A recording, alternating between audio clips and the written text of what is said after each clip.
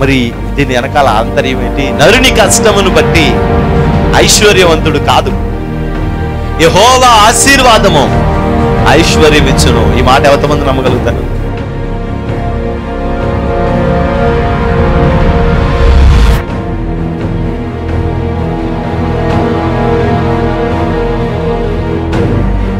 ఆ రక్షణను మనం చూడాలి, అనేక ఆత్మల రక్షణను మనం చూడాలి.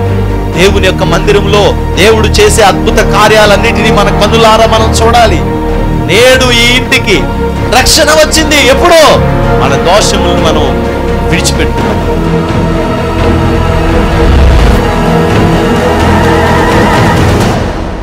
నీ పాపములు శారీరకంగా మరలా చేయకుండా సిద్ధపడి, నువ్వు ఇదిగో నా పాపాన్ని నేను వదిలిపెట్టేశాను, ఇదిగో నేను స్తుతిస్తున్నాను, నేను తప్పు చేశాను ప్రభా అని నువ్వు ఎప్పుడైతే వదిలేసి దేవుని దగ్గర ప్రార్థన చేయడం మొదలుపెడతావో, పరిశుద్ధాత్మ అగ్ని వచ్చి నిన్ను తాకి శుద్ధి చేసి ఈ పాపములో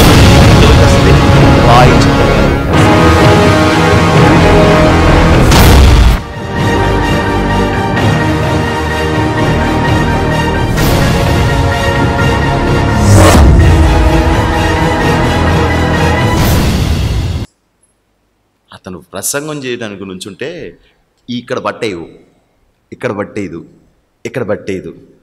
ఆ క్లాత్కున్న మన దీవెనయ్య గారు బట్టలు వేసుకుంటే ఆయన పట్టుకుంటే ఆ మెత్తగా ఉన్నాయి బట్టలు. మీకు సొత్తగా ఎలా ఉంటాయంటే ఇవి 450 రూపాయలు బెత్తమాట అనిపిస్తుంది. మీరు దీవెనయ్య గారు గౌక్కుని కొనిచ్చేద్దాం అనుకున్నారు అనుకోండి, దెబ్బడిపోతారు. అంటే నేను ఇక్కడ విలువ కాదు, అది ఎంత సౌఖ్యం ఇస్తుందో దాని విలువ తప్పకుండా మనం పెట్టాల్సిందే. తప్పుద్దా?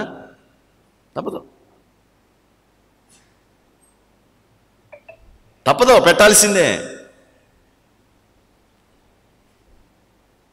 ఫోటోలు డెకరేషన్, పెళ్ళికి డెకరేషన్ ఫోటోలు పెడతా ఉంటారు. నేను ఒక ఫోటో చూసి ఎంతన్నా ఇది అన్నాను, 1,50,000 అన్నాడు. సరే మళ్ళీ అలగిస్తాను. ఎందుకంటే ఆడు అలా పెడతాడు మనసు. ఒక్కసారి దాన్ని చూస్తే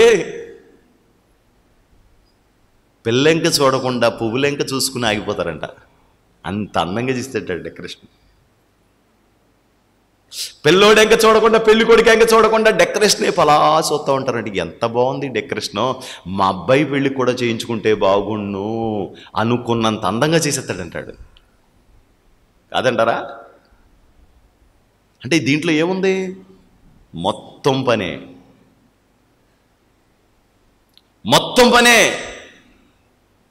ఈ పని అంతట్లో మూలాంశం ఏంటంటే వర్క్.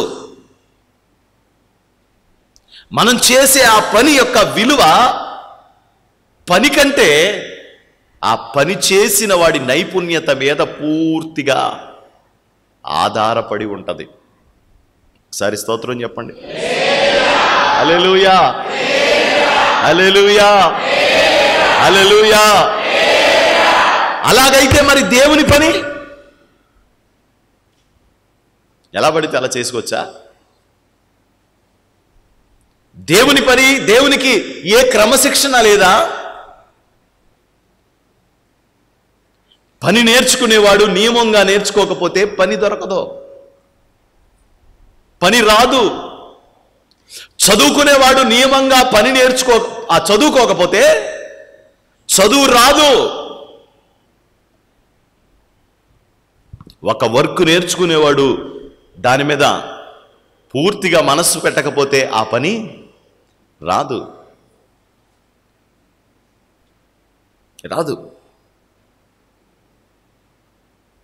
ఆ పని రాదు. రావాలంటే దాని మీద ఏం చేయాలి? మనస్సు పెట్టాలి. రెండోది క్రమశిక్షణ కలిగి ఉండాలి. దేవునికి ఒకసారి స్తోత్రం చెప్పండి. అంతేగాని ఆ పనిని మనం కూని చేసేసి ఈడెప్పుడు పారిపోతాడరా బాబు, ఈడెప్పుడు వెళ్ళిపోతాడరా బాబు అనుకున్నట్టుగా కాదు. ఆ పనికి మనం చేసిన తర్వాత కొత్తదనం మొదలవ్వాలి. గట్టిగా స్తోత్రం చెప్పండి. హల్లెలూయా. దానికి బాగా నేర్చుకోవాలా? అవును, చాలా బాగా నేర్చుకోవాలి. చాలా బాగా నేర్చుకోవాలి. ఎంత బాగా నేర్చుకోవాలంటే మనం పాడి దిగిపోయిన తర్వాత 4 పాటలు పాడే వాళ్ళకి బాధ కలగాలి. అలా ఎందుకు పాడలేకపోయామా అన్నట్టుగా. మరి దాంట్లో మరి టాలెంట్ చూపించడానికి అయితే నీకు పని అవదు. మళ్ళీ నా టాలెంట్ చూపిద్దాం అనుకుంటే పని అవదు. ఆ పాట దేవునికి మహిమ రావాలి, ఆ మాట దేవునికి మహిమ రావాలి, ఆ పని దేవునికి మహిమ కలగాలి. దేవునికి స్తోత్రం. హల్లెలూయా, హల్లెలూయా. అప్పుడు మనం దేవుని దగ్గర నుంచి జవాబు పొందగలుగుతాం. మన పనిలో కూడా దేవుడు ఏం చూస్తాడంట? అన్ని ఛానల్స్ చూస్తాడంట. ఎలా ఉన్నారో ఊరికి మనం పాట పాడితే అబ్బా మార్కులు వేసేస్తాడు ఆయన. మనం ఆరాధన చేస్తే మార్కులు వేస్తాడు దేవుడు. నేను అలా వాక్యం చెప్పితే మార్కులు వేస్తాడు దేవుడు. మరి ఎలాగా? అన్ని కోణాలు చూస్తాడు. మెనే టేకేల్ ఉపార్సిన్ అన్న విషయంలో రాజుగారికి దేవుడు ఒక కోణంలో చూసి తీర్పు ఇవ్వలేదంట. మెనే టేకేల్ ఉపార్సిన్. దానియేలు గ్రంథం 5వ అధ్యాయం 25వ వచనం 22వ వాక్యం. 25 చదువు. ఈ వాక్య భావం ఏమనగా మెనే అనగా దేవుడు నీ ప్రభుత్వ విషయంలో చదువు ఈ లెక్క చూచి దాన్ని ముగించెను. నీ ప్రభుత్వ విషయంలో లెక్క చూశాడు. అంటే 2 రకాలుగా చూస్తాడు మాట లెక్క. వర్క్ సైడ్ చూస్తాడో, పర్సనల్గా చూస్తాడు. టెకేల్ అనగా ఆయన నిన్ను త్రాసులో తోచగా నీవు తక్కువగా కనబడితివి. ఇక్కడ 2 మాట కనపడినా మీకు? ఉపార్సిన్ అనగా, ఫెరేస్ అనగా నీ రాజ్యం నీ యొద్ద నుండి విభాగింపబడి మాదీలకును పారసీకీలకును ఇయ్యబడును. తర్వాత బెల్షస్సరు ఆజ్ఞేయగా వారు దానియేలుకు ఓదారంగు వస్త్రం తొడిగించి. ఎందుకండి ఈయన ఆ రాయబడిన పేర్లు రాశాడు. మెనే టెకే ఉపార్సి. దేవుడు నీ ప్రభుత్వ విషయంలో లెక్క చూశాడు. ప్రభుత్వం అంటే ఏంటి? వర్క్ ఫ్రమ్ హోమ్ కాదు. ఏంటి? వర్క్ చూశాడు. నీ పనిలో నువ్వు ఎంత నమ్మకంగా ఉన్నావు. అంతేగాని ఈ బెల్షస్సర్కి దేవుడు ఏదో ఒకటి చూసేసి ఏదో లెక్కట్లా ఏం చేశాడంట? ప్రభుత్వాన్ని లెక్క చూశాడు. ప్రభుత్వం అంటే ఏంటి? పని, నువ్వు చేసే పని. ఆ పని ఏంటి? నిన్న బెడ్ బల్బు కొంటాకి వెళ్ళాను. మా ఇంట్లో బెడ్ బల్బులు లేవు. మొన్న ఏదో కొంటే పాడైపోయింది. ఇంకో బల్బు కొందామని వెళ్ళాను. వెళ్ళి కొంటాకి వెళ్తే ఆల్రెడీ ఒకటి కొన్నాను బల్బు. అది లైటింగ్ ఎక్కువ వచ్చేస్తుంది, గది నిండా మొత్తం బాగా స్ప్రెడ్ అయిపోతుంది. అందుకని అయితే బజార్లో అయితే చిన్నవి ఉంటాయేమో అని చెప్పేసి అప్పుడు ముందుకు మన సెంటర్లో కొనేసాను. సరే బజార్లో ఏమైనా తక్కువగా ఉంటాయేమో అని చెప్పి, లైటింగ్ తక్కువ వచ్చి ఉంటాయేమో, మంచిగా ఉంటాయేమో అని చెప్పేసి వెళ్తే వాళ్ళు అంటారు ఈ రోజుల్లో బెడ్ బల్బు ఎవడ పెట్టుకుంటున్నాడండి. ఇదివరకు పూర్వకాలం అయితే బెడ్ బల్బు పెట్టుకునేవాళ్ళు. ఇప్పుడు ప్రతి దానికి వచ్చేసినాయి కాబట్టి ఇంకా బెడ్ బల్బు ఎవడ పెట్టుకుంటాడండి. దాంట్లో మోడల్స్ ఏముండవండి అన్నాడు. నేను ఇంతకు ముందు కొన్నదే ఉంది. ఇంకోటి ఏదో చిన్న చూపించాడు. ఇది కూడా ఇవి ట్రై చేస్తానని చెప్పేసి 2 అయ్యి ఒకటి ఇది తీసుకున్నాను. తీసుకుంటే ఎంత అన్నాను, ఇది 30 రూపాయలు, ఇది 20 రూపాయలు అన్నాడు. నాకు మతి లేదు. ఎందుకు తెలుసండి? ఆ 30 రూపాయలు అని చెప్పాడు సరే, అది నేను 50 రూపాయలకు కొన్నాను. 50 రూపాయలకు కొన్నానండి. అది అతను 30 రూపాయలు చెప్పింది. ఎంత ఆశ్చర్యంగా అనిపించిందో. అంటే దీన్ని ఎంత ఎక్స్ట్రా వేసుకుంటే తెలుసా? బహుశా అది 20 రూపాయలు ఉండి ఉంటుంది. అతను 10 రూపాయలు లాభం వేసుకుని అమ్ముకుంటాడు. న్యాయం. అది 20 రూపాయలు ఉంటే 50 రూపాయలు అమ్ముతున్నాడు. దాన్ని ఏమంటారు? న్యాయం అంటారా, దారుణం అంటారా? చెప్పండి. దారుణం అంటారు కదా. దారుణం కాదండి. దారుణమా కాదా అంటారేంటి? మళ్ళీ దారుణమే. లెక్క చూశాడు నీ ప్రభుత్వాన్ని, ఎలా కనబడిందంట? తక్కువగా దారుణంగా కనబడిందంట. దారుణంగా, చాలా భయంకరంగా కనబడుతుందంట వీడి లెక్క చూస్తుంటే. దారుణమైన లెక్క, దారుణమైన లెక్క. కారణం ఏంటంటే వాడు పని విషయంలో నమ్మకత్వం లేదు వాడికి. మీరు కష్టపడి పని చేస్తున్నారా? మీరు ఎంత తీసుకోవాలో అంతా తీసుకోండి, తక్కువ రూపాయి కూడా తీసుకోవద్దు, రూపాయి తక్కువ కూడా తీసుకోవద్దు. మీరు కష్టపడి పని చేస్తున్నారు చెప్పండి, కానీ దారుణంగా మాత్రం తీసుకోవద్దు. దారుణంగా మాత్రం తీసుకోవద్దు. దేవుడు లెక్క చూస్తున్నాడు మన పనుల్ని.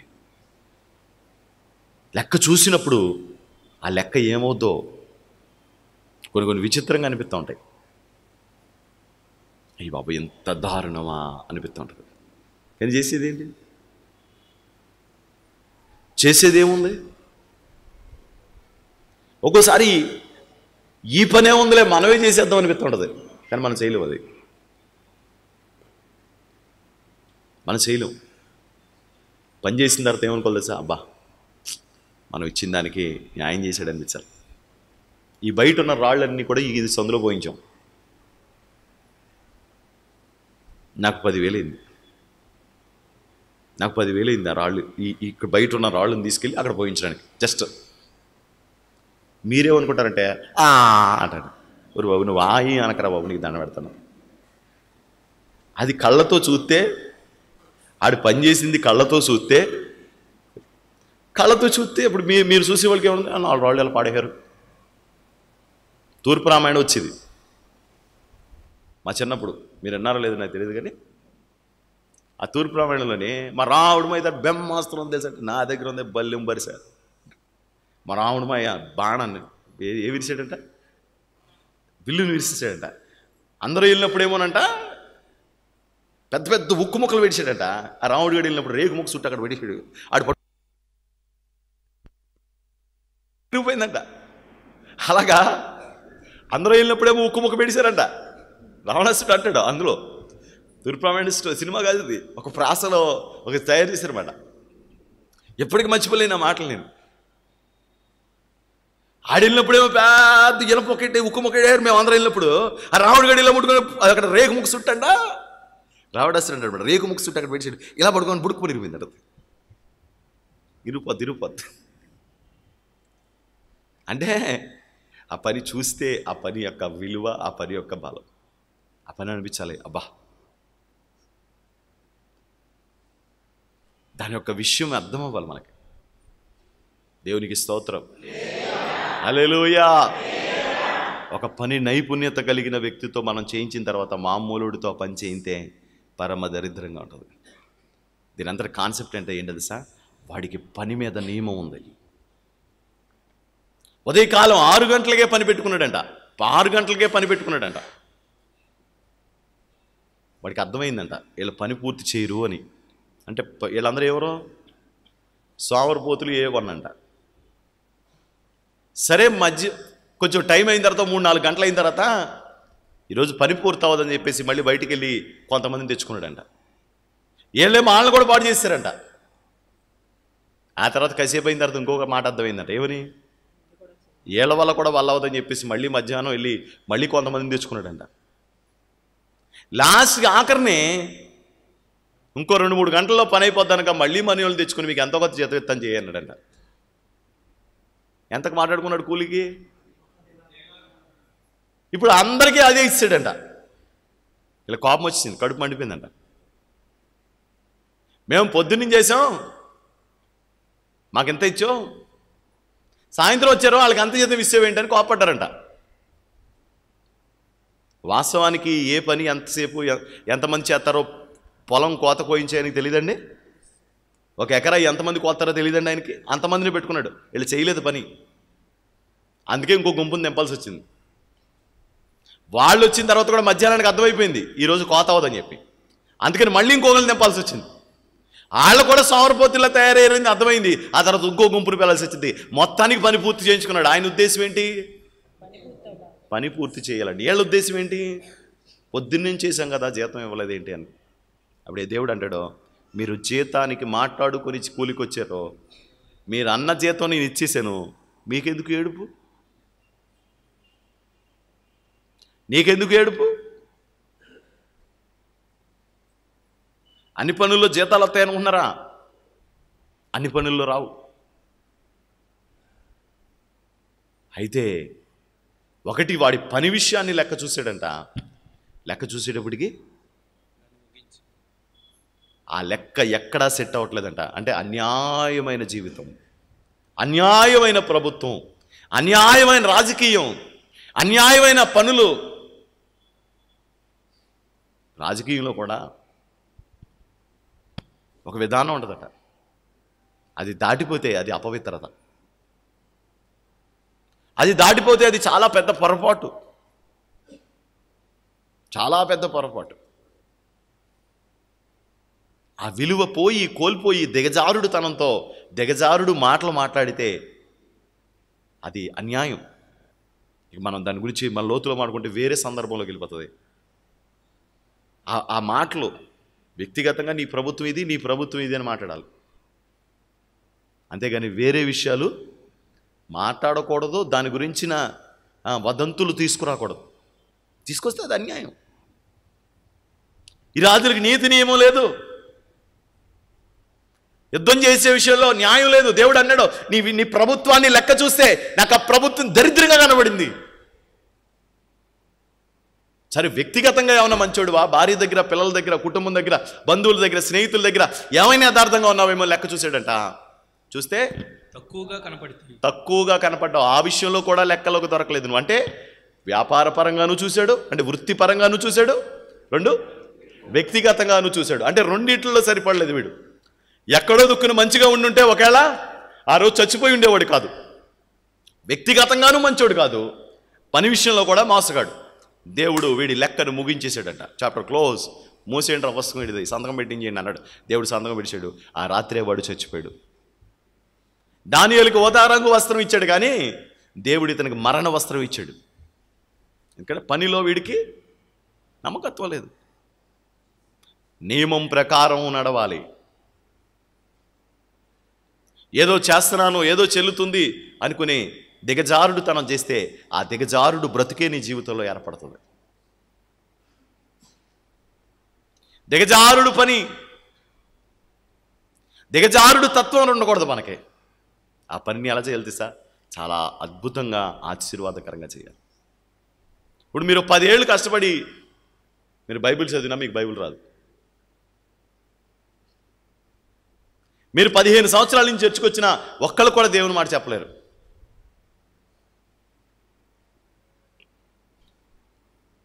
కొన్ని కుక్కల్ని చూశాను నేను, కుక్కలు. ఆ కుక్కలకు ఒక టాస్క్ పెట్టారు. నాకు అది చూసేటప్పటికి ఎంత పెద్ద పాఠం అనిపించిందో. భలేగా ఉందరా బాబు, భలేగా ఉందరా బాబు, ఇది మన బతుకులు కూడా ఇలాగే ఉన్నాయనిపించింది. మన జీవితాలు, మన పరిస్థితులు కూడా ఇలాగే ఉన్నాయనిపించింది. కుక్కగా ఆహారం పెట్టారో దానికి వేయిచ్చారు. ఎన్ని సంవత్సరాలైనా ఎక్కేద్దాం ఎక్కేద్దాం ఎక్కేద్దాం ఎక్కేద్దాం ఎక్కేద్దాం అని తప్ప ఇలా ఎక్కాలన్న ఆలోచన మాత్రం రావట్లేదు. దానికి ఒక థియరీ ఉంది కదా, ఏ పని చేయడానికైనా ఒక థియరీ ఉంది కదా. సరైన దారిలో వెళ్ళకపోతే ఎప్పటికీ నువ్వు విజయం సాధించలేవు, ఎప్పటికీ విజయం సాధించలేవు. సరైన దారిలో వెళ్తేనే విజయం సాధిస్తాం. అది అలా ఉంటే అలా చేయాల్సిందే, దాంట్లో మార్పే ఉంది. ఇంక వేరే దారి లేదు. ఇదే రూటు, అలాగే వెళ్ళాలి. ఇర్మియా గ్రంథంలో ఇర్మియా అన్న మాటలు ఒకసారి చూద్దాం. మార్గములలో నిలిచి చూడమని ఇర్మియా అంటున్నాడండి. మార్గములలో నిలిచి చూడండి. 6వ అధ్యాయం 16వ వాక్యం. యెహోవా ఇలాగు సెలవి. అంతే. వింటున్నాయా కుక్కలు? వింటున్నాయా కుక్కలు? వినవు. శాలేం గారు చెప్పినట్టు చెప్తే బతుకు బస్ స్టాండ్ అయినట్టే. వినవు. వినరు వాళ్ళు. మనం ఎంత చెప్పండి వినరు. బతిమాలండి, ఆడు కాళ్ళు అట్టుకోండి, బాబుడికి దండం పెడతాను రా, దేవుని కృప పొందేటట్లుగా. మన జీవితాల్లో 3 అంశాలు చాలా ప్రాముఖ్యమైనవి, ప్రాధాన్యమైనవి. 1 అత్యవసరమైనది, 2 అవసరమైనది, 3 అనవసరమైనది. మొదటిది ఏంటి? 2, 3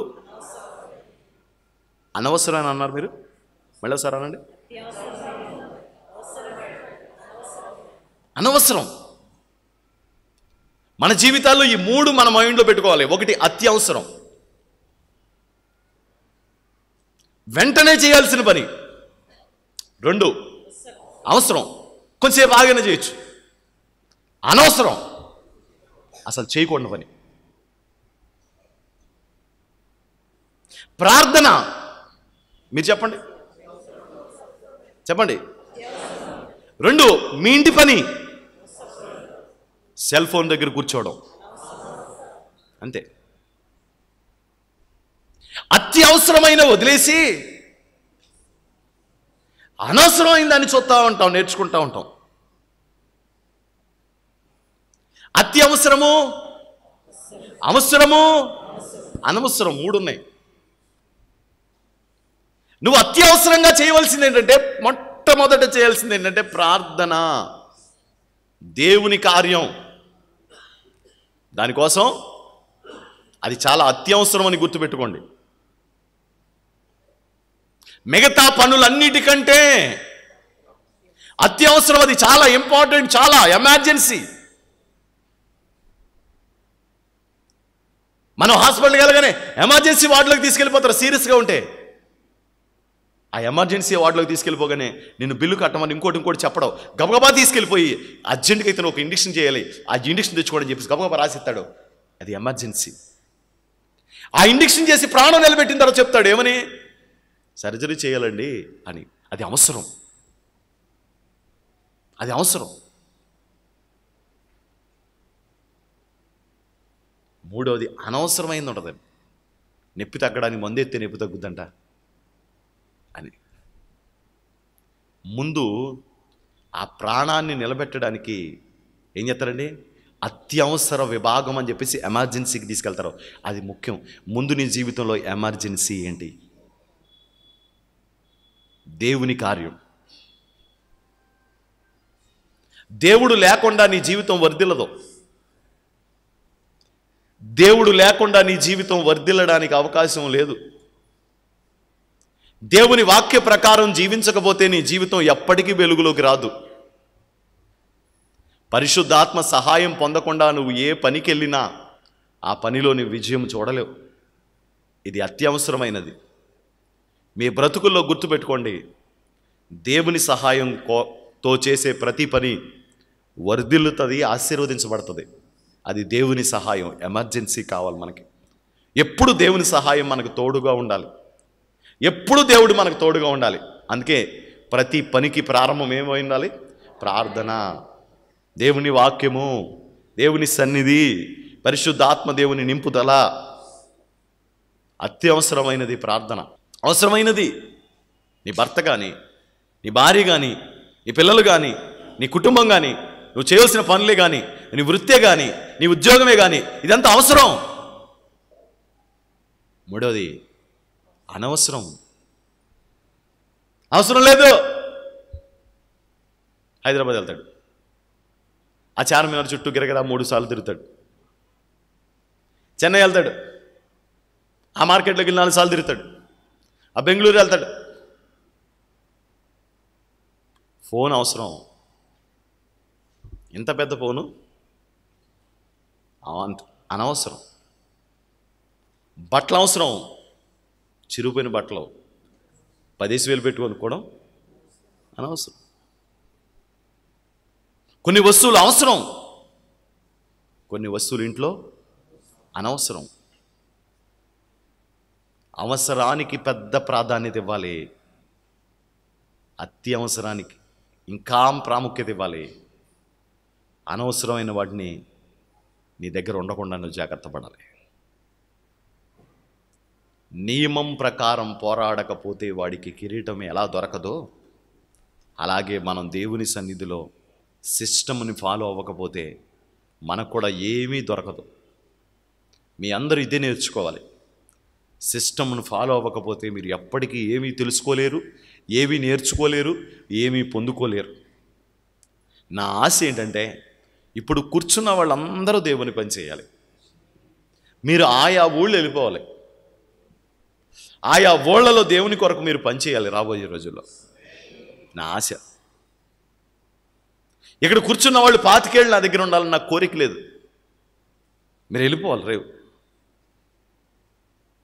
మీరు ఎప్పుడు వెళ్ళిపోతారో తెలుసా ఇక్కడి నుంచి? మీ గురించి మీ దైవజనుడికి ఎప్పుడైతే నమ్మకం కలుగుతుందో అప్పుడు మీరు ఇక్కడ అర్ధగంట కూడా ఉండరు, వెళ్ళిపోతారు.